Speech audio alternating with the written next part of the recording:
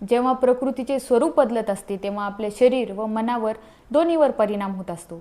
त्यामुळे स्वास्थ्याचा मूलाधार हेच आहे की आपण ऋतुचर्येनुसार आपल्या जीवनात बदल करायला पाहिजे।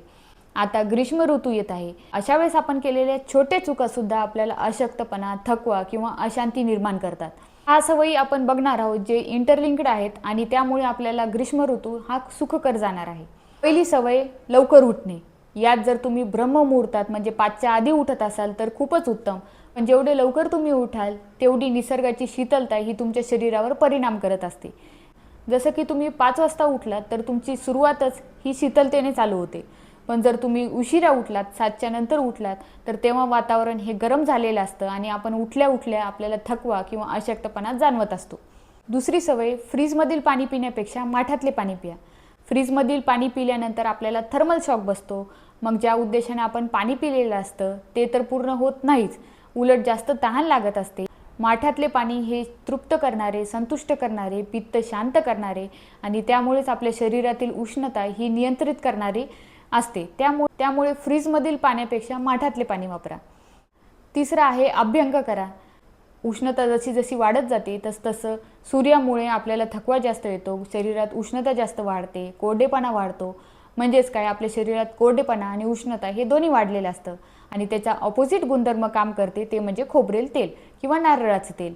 यामध्ये वात कमी करण्याची ताकद असते, त्याचबरोबर शरीराला थंडावा देण्याची ताकद सुद्धा असते। रोज अभ्यंग केल्याने मनाला व शरीराला स्थिरता प्राप्त होते, शीतलता प्राप्त होते आणि सकाळी हे फायदे भेटल्यानंतर आपल्याला पूर्ण दिवस हे सहज जातो। चौथा आहे खूप जास्त हेवी एक्सरसाइज किंवा जिम वर्कआउट करण्यापेक्षा अर्धशक्ती व्यायाम करा। खूप जास्त व्यायाम केल्यामुळे डिहायड्रेशन होतं, तेवढी स्वेटिंग होते आणि त्यामुळे आपल्याला थकवा किंवा सुस्ती येते।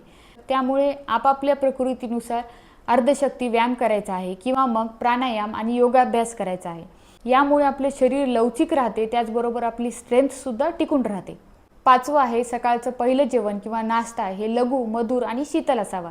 दूध, सत्तू सरबत किंवा शेवया, तूप, मनुका यासारखे पदार्थ आपल्या आहारामध्ये सकाळी असायला पाहिजे।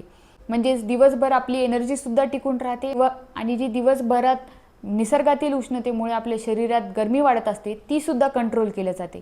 त्या उलट जर तुम्ही सकाळी उठल्याबरोबर तिखट नाश्ता किंवा मसाल्याचे पदार्थ जर खाल्लात तर दिवसभर तुम्हाला अशक्तपणा तर राहीलच, त्यासोबतच गॅसेस किंवा ॲसिडिटी यासारखे त्रास सुद्धा होऊ शकतात, चक्कर सुद्धा येऊ शकते।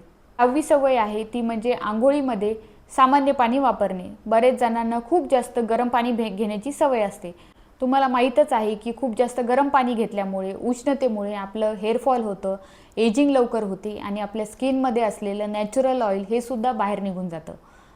त्यामुळे आंघोळीमध्ये जर तुम्ही सामान्य पाणी वापरलं तर अतिरिक्त ऑइलसुद्धा जाणार नाही आणि तुम्हाला उष्णतेचा त्राससुद्धा होणार नाही, त्यासोबत दिवसभर तुम्हाला फ्रेश वाटेल।